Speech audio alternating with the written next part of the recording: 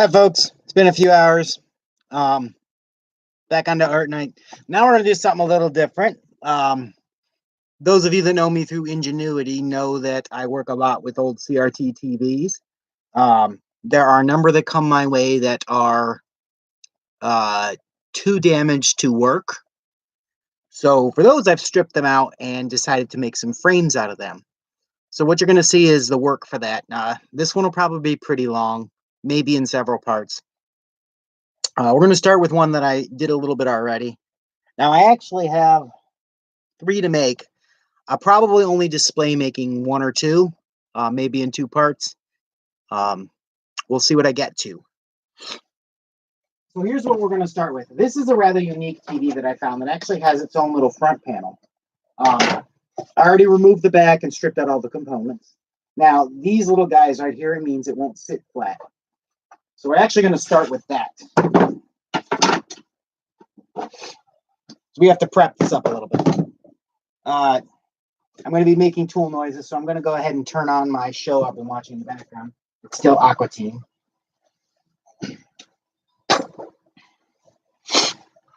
Yeah, and try not to die doing it. I keep going back and forth on what picture to use for that frame.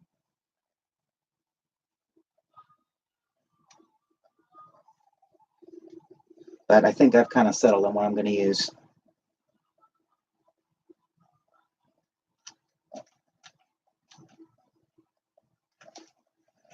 All right, safety glasses, because I'm going to be grinding, cutting plastic. This shit gets in your eyes. Nobody's business. Note to self, this is a tiny cramped apartment. I don't recommend doing this indoors. I'm probably going to irritate my neighbors. And more importantly, that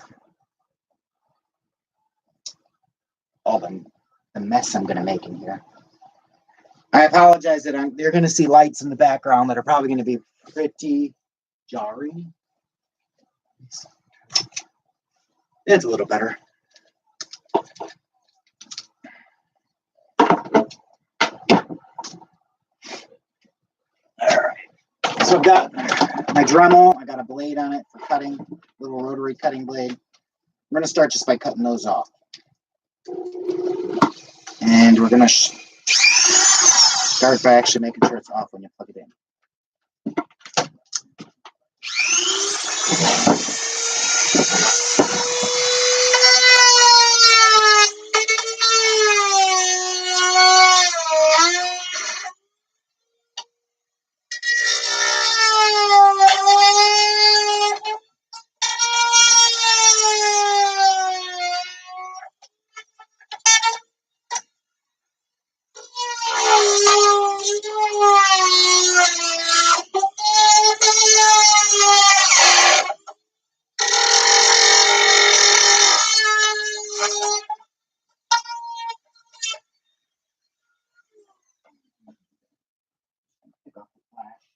Now, when you cut through this stuff, you don't cut plastic without it getting super hot.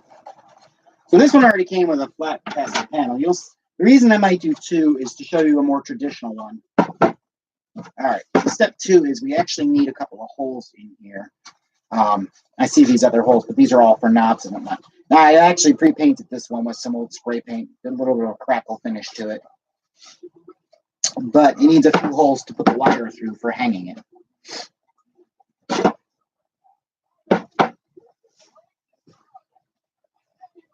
But I put my drill somewhere else. Perhaps.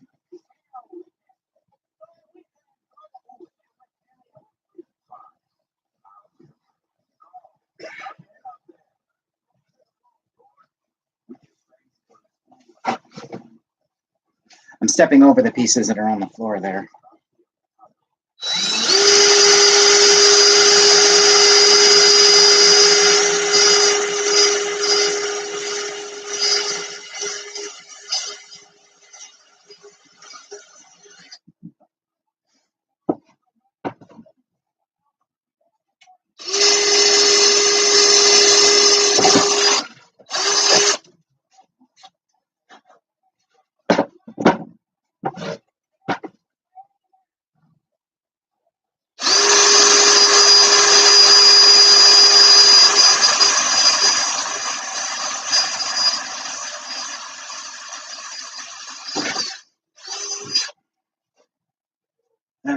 bring a little Windex and clean that front panel off.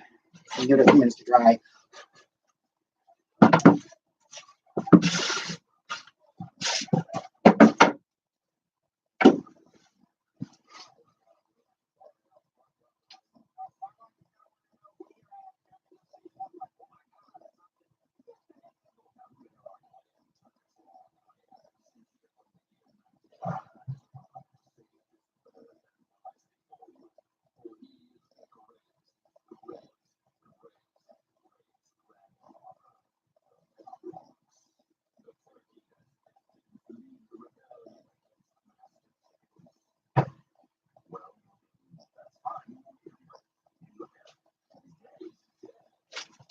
I gotta make sure I avoid fingerprints on the inside of this because I'm going to be gluing it in, and then those fingerprints will never come out.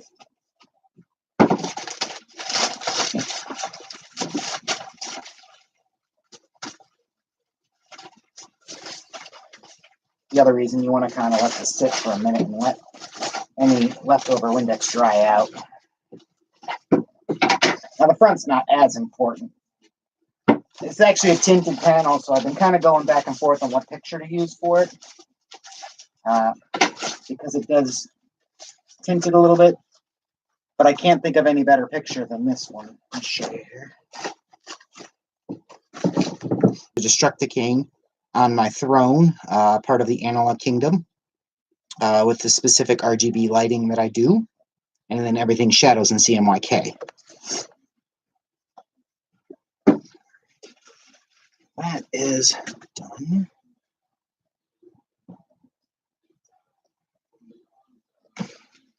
I think it's the point to trim the picture.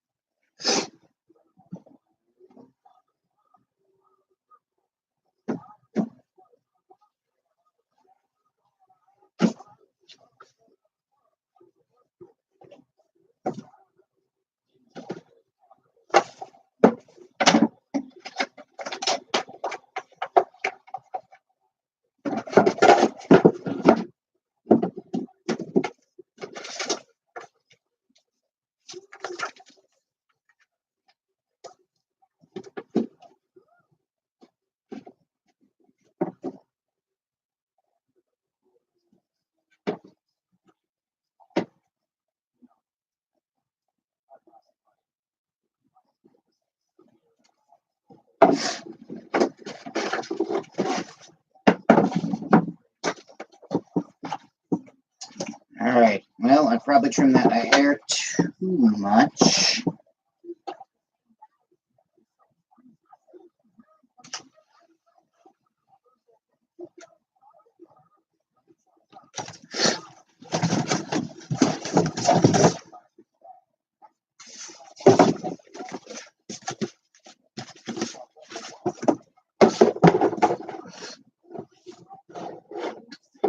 We're going to mount it on a little bit of cardboard.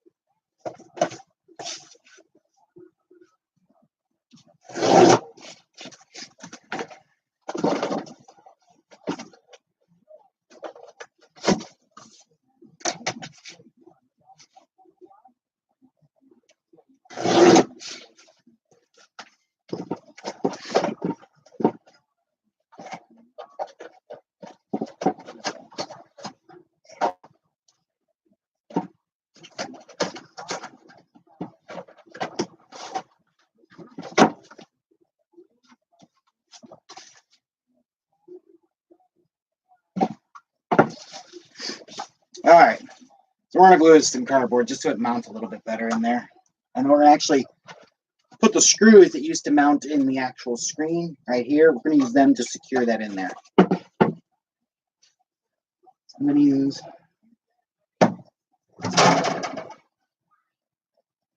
here you are. Mod Podge.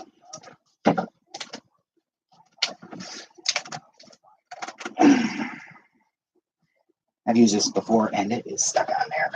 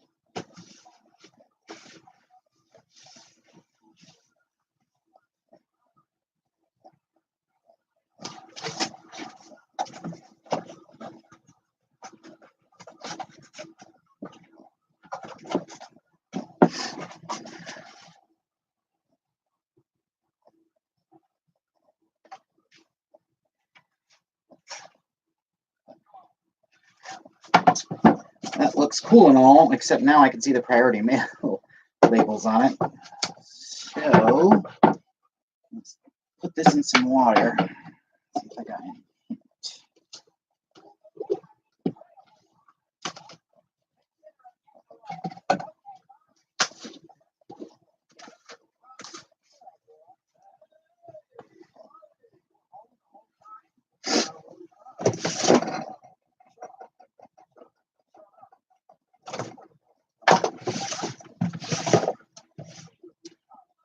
Paint that will take 100 years to dry.